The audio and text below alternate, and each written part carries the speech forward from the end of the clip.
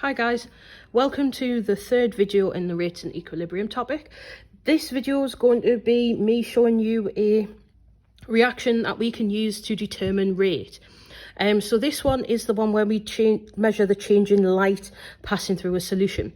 So what we've got is some sodium thiosulfate, which we're going to react with hydrochloric acid. And as these two solutions react, what we should see happening is that they produce a yellow precipitate, and as that precipitate is produced, it will go cloudy in the solution and we won't be able to see this cross at the bottom anymore. So what I've got set up already is a results table, and what we're going to do is we're going to change the concentration of sodium thiosulfate. So each time I'm going to use the same volume of solution. I'm going to use 20, but I'm going to change how much sodium thiosulfate is in there. So we're going to start with 20, and then I'm going to reduce it to 16 and add 4 water. I'm going to reduce it to 12 and add 8 water, then 8 and 12 of water, then 4 and 16 of water. And that will give us a different percentage sodium thiosulfate in our solution. And we're going to record how long it takes each time for the cross to disappear. So what I'm going to start by doing is I'm going to start by measuring my 20 of sodium thiosulfate. So when you do this, what you need to do is you need to get down at eye level, and you need to carefully pour your solution in. And what you're aiming for is for the meniscus to sit on the 20 line on your measuring cylinder. Just like that. Okay. And what I'm going to do is I'm going to pour that straight into our conical flask and leave it there ready for the hydrochloric acid to be added to it. Okay, so then what I'm going to do is I am going to take my hydrochloric acid and I'm going to measure 5 centimeters cubed. Now I'm going to measure 5 centimeters cubed of hydrochloric acid for each of my reactions. So I'm going to make sure that I keep the amount, or the volume I should say, of hydrochloric acid the same each time, so that I keep it a fair and controlled test. Okay, so what I'm going to do is you'll see that I've got my stop clock set up over here. I've tilted it so that you guys can see what's happening as I do this reaction. And what I'm going to do is, as I add my hydrochloric acid to my sodium thiosulfate, I'm going to give it a quick swirl and put it down. And what we're hoping to see is that as the reaction happens, our solution will go cloudy, and you can actually already see that happening now. And we're aiming for that cross to disappear. So we have to keep looking straight down our conical flask like this. And we're going to watch until we can't see the cross anymore, which I think is about now. And then what we're going to do is we're going to record that value in our table. So we got 32.10. Okay, guys. So normally what I would do in a practical like this is I would take this and I would put it into what we call a stop bath, which is this reaction mixture here. And what that does is it just stops the reaction from happening. And we want to do that with this kind of reaction because it's actually producing sulfur dioxide gas, which smells. And we don't want that smell to be hanging around the lab. And I would normally wash that conical flask, dry it, and then use it again. But for the sake of quickness, and so we can get this experiment done a bit faster, what I'm going to do this time is just get myself a nice clean conical flask. And this time what I'm going to do is I'm going to measure 16 of my sodium thiosulfate.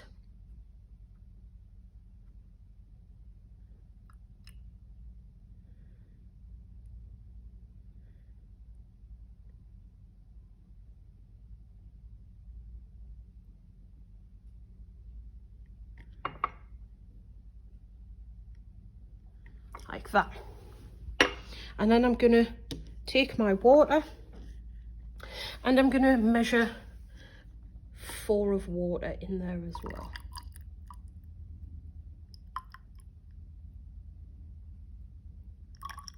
Like so.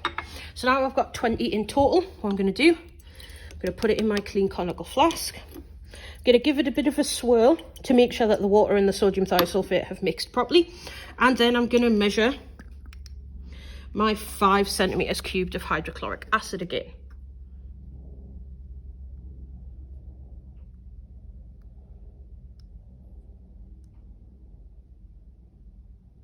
There we go. And just like we did before, I'm going to start my clock as I mix my hydrochloric acid.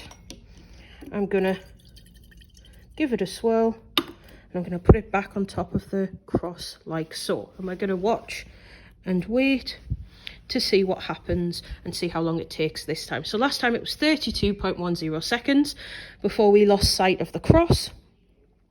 Let's see how long it takes for this one to go as well.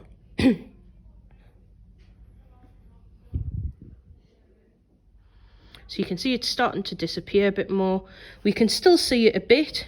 You see the line there and there. So we're going to wait until that is less visible than it was before. I'm going to keep going so that we have almost exactly the same end point on this reaction.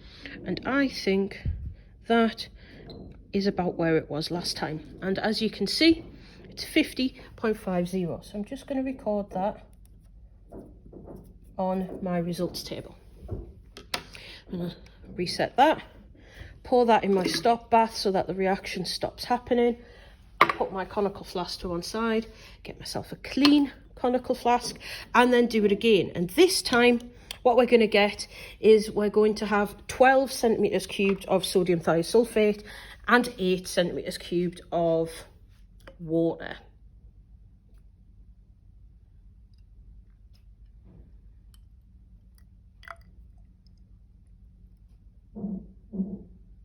Okay, so there's our sodium thiosulfate.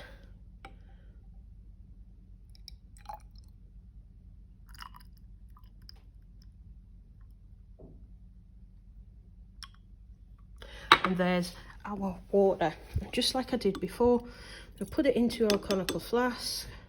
I'm going to swirl it around to make sure that the water and the sodium thiosulfate has mixed together. And then I'm going to measure my hydrochloric acid. And again, I'm going to use 5 centimeters cubed of this.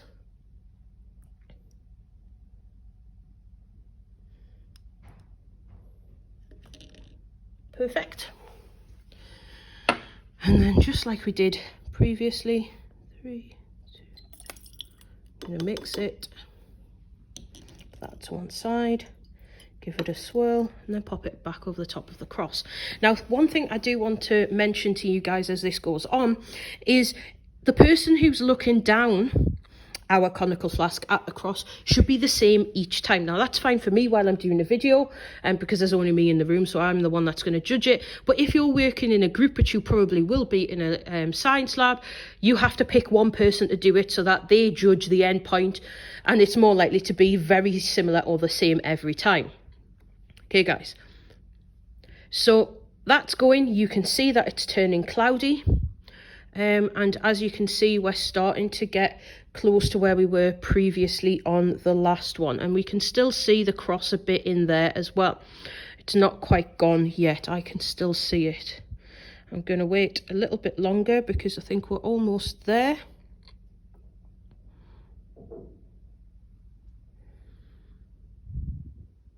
Right, I think that's it.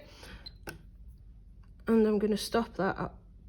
So that was 1.079, which would be 67.19. There we go.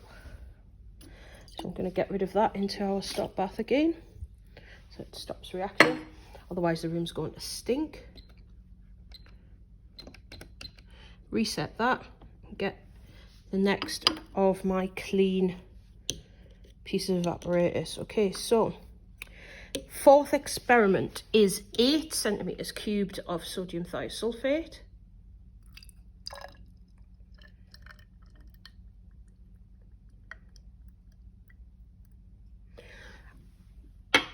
And then top that up to 20 with water.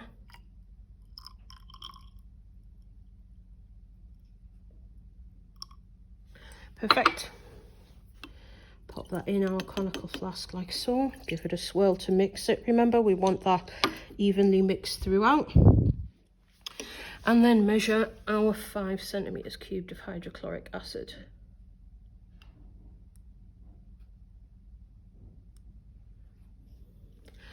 There we go. Okay, so following the same method as we've had before, I'm gonna pop that in, swirl it, pop it down so you guys can see it as well, and then we're going to wait.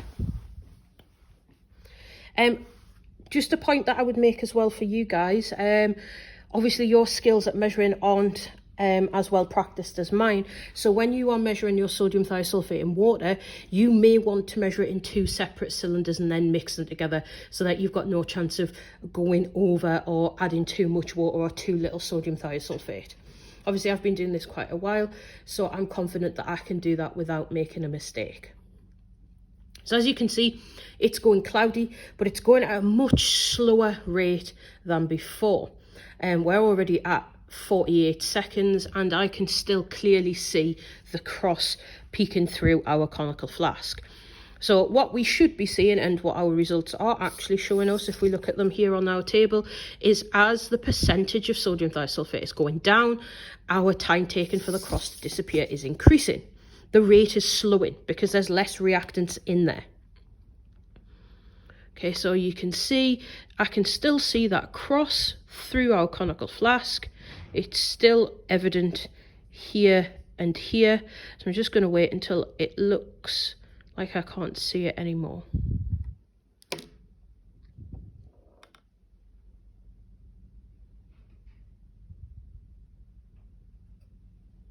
Okay guys, I'm going to stop that there. And we've got 1 minute 36 seconds, 0.69. So if I add that together, that would be 96.69 seconds. Notice that when I'm recording our results, I'm recording them to the same number of decimal places every single time. You have to do that to ensure that you get a valid set of results when we're talking about this in chemistry. Okay, so I'm going to get rid of that into my stop bath again. And then we've got the last one here. So I've got my clean conical flask. And this time what we're going to get is we're going to have 4 of sodium thiosulfate and 16 of water. So I'm going to put my 4 in.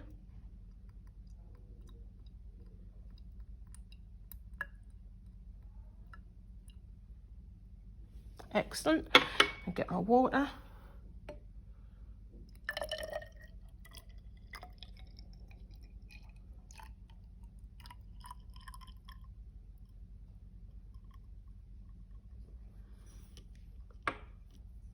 Okay, that's that sorted. I'm going to pop it in my conical flask like I have done before, swirl it to give it a good mix, and then I'm going to measure the 5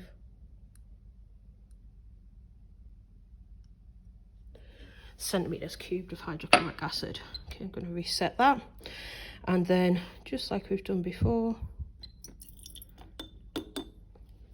taps, give it a swirl, pop it down so you guys can see it, and then we're going to wait for this one to go through. So what I'm going to do is, once I've finished this reaction and written down the results, I'm going to stop the video, and then I'll do a second part to the video where I'll show you how to draw graphs based on these results and how to calculate the rate of reaction. So you're going to have 2 parts to this video. The first part is actually me showing you how this reaction happens and how it works, and the second part will be me processing the results and showing you how to draw graphs for it. As you can see, this is actually taking quite a while to get going. That's probably because we've diluted the number of sodium thiosulfate molecules down quite a lot now. We're down to 20%. It is starting to go cloudy, but it's just taking a long time to do that because of the fewer number of reactant molecules in there. Look, you can see now that it's starting to go cloudy. It may be that we've diluted the sodium thiosulfate so much that we still can see the cross a little bit, even towards the end of the reaction, because sodium thiosulfate would be what we would call a limiting reactant. It'll run out before we get to the level of cloudiness that won't let us see the cross anymore. But we'll wait and see how that goes and see if that actually is the case.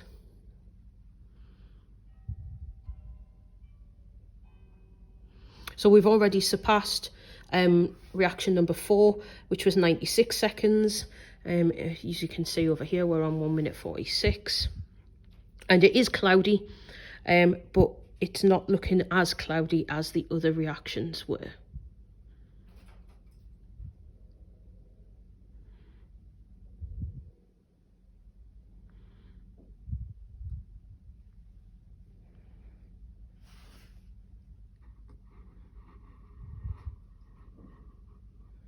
Just changing the camera angle slightly so I can get a better look down the conical flask to see if I can judge an end point.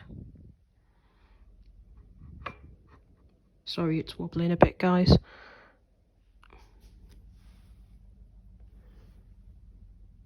No, we can still see it. It's still quite visible. So I'm going to wait a little bit longer. But as you can see, it is starting to disappear. We can still see it a little bit here and here. I've just changed the angle so I can kind of get my head over the conical flask so I can get a better look at it. The cross is still there and it's still faintly visible, so I'm just going to wait a little bit longer, and then I'm going to decide whether or not it's going to get any cloudier, and if it doesn't, I'm going to stop it there. But as you can see from our timer, we're already way past the result for number 4. I'm going to stop that there because that's barely visible now. So what we've got is we've got a result of 3.1663 seconds. So if we do that, that's what, 60, 120, 180, so 196.63 for our results. So if I show you the results down here, I'm just going to rub out my working out. This is what we got for our results. So reaction 1, which had the highest concentration of sodium thiosulfate, gave us 32.1 seconds. Number 2, which had an 80% sodium thiosulfate solution, gave us 50.5. Then 3, which was 60%, 67.19, 40%, 96.69, and 20%, 196.69. So we can see that the time taken for the cross to disappear is increasing as the percentage of our reactants is decreasing. It's getting longer to happen. Remember what I said to you guys, I've recorded each of my results to the same number of decimal places, the same resolution, to ensure that we get a fair and accurate measurement and make sure that our reaction is a valid investigation. So I'm going to stop that there, and then I'm going to record another video with you guys later on, which will go through how we process the results from that practical.